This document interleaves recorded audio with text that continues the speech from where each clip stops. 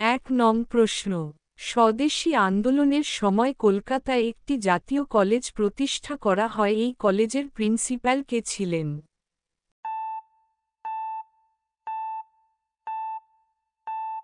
সঠিক উত্তর বি অরবিন্দ ঘোষ।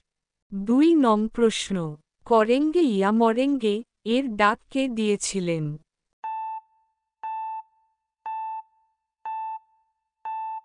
সঠিক উত্তর এ মহাত্মা গান্ধী।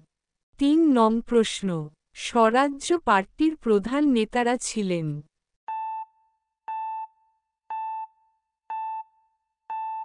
সঠিক উত্তর সি মতিলাল নেহরু এবং সি আর দাস। চার নং প্রশ্ন, মহাত্মা গান্ধীর নেতৃত্বে প্রথম গণ আন্দোলনটি ছিল?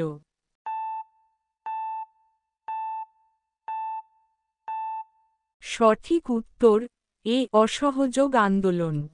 পাঁচ নং প্রশ্ন, জালিয়ানওয়ালাবাগের হত্যাকাণ্ড কোথায় হয়?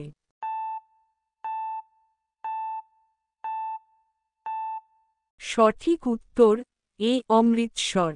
ছয় নং প্রশ্ন, নিম্নলিখিত আন্দোলনগুলির মধ্যে কোন আন্দোলন বঙ্গভঙ্গের অব্যবহিত পরে সংগঠিত হয়েছিল?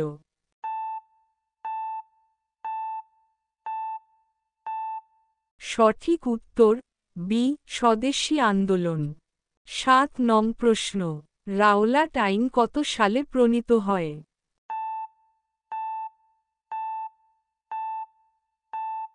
সঠিক উত্তর বি ১৯১৯ খ্রিস্টাব্দে। আট নং প্রশ্ন, সাইমন কমিশনের প্রতিবেদন আবর্জনা স্তূপে নিক্ষেপ করা উচিত, কে এ কথা বলেন?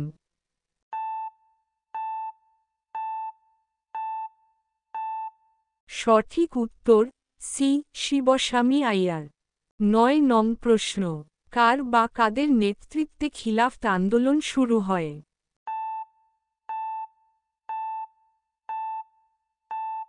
সঠিক উত্তর ডি আলী ভ্রাতৃদ্বয়।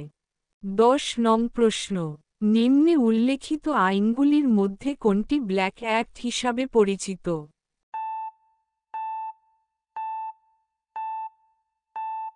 সঠিক উত্তর এ রাওলাট অ্যাক্ট।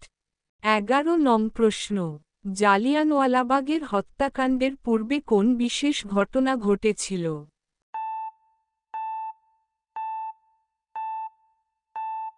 সঠিক উত্তর ডি রাওলাট আইন প্রণয়ন। ১২ নং প্রশ্ন, কখন অসহযোগ আন্দোলন বন্ধ করে দেওয়া হয়েছিল?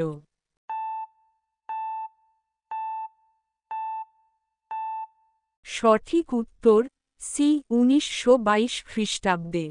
১৩ নং প্রশ্ন, কোন নেতা পরলোকগমন করেছিলেন ১৯২০ সালে অসহযোগ আন্দোলন শুরুর দিন?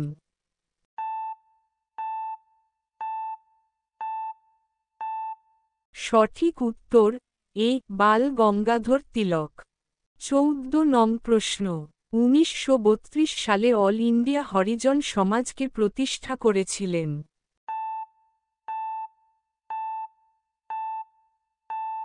সঠিক উত্তর ডি মহাত্মা গান্ধী। ১৫ নং প্রশ্ন, পাবলিক সার্ভিস কমিশন প্রতিষ্ঠা ভারতে প্রথম কখন হয়েছিল?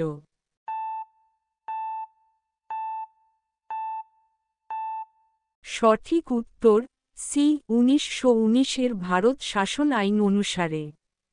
১৬ নং প্রশ্ন, মহাত্মা গান্ধীর অসহযোগ আন্দোলনের সূচনার সময় কোন মহান নেতার মৃত্যু হয়?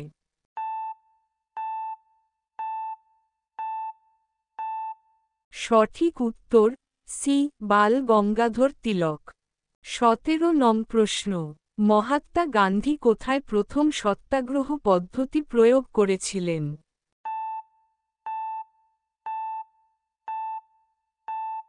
সঠিক উত্তর এ চম্পারণ। ১৮ নং প্রশ্ন, কংগ্রেসের একজন প্রবীণ নেতা, যিনি বলেছিলেন যে ভারত ছাড়ো আন্দোলন ভারতের দীর্ঘমেয়াদী স্বার্থের জন্য বিপথগামী এবং ক্ষতিকারক ছিল?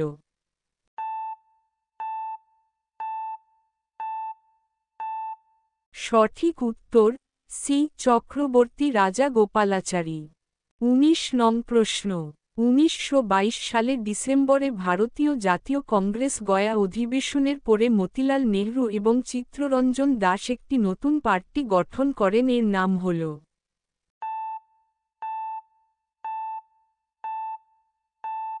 সঠিক উত্তর সি, স্বরাজ পার্টি। 20 নং প্রশ্ন দ্বিতীয় গোলটেবিল বৈঠকের আলোচনার ও অচলাবস্থার বিষয়টি সম্পর্কিত।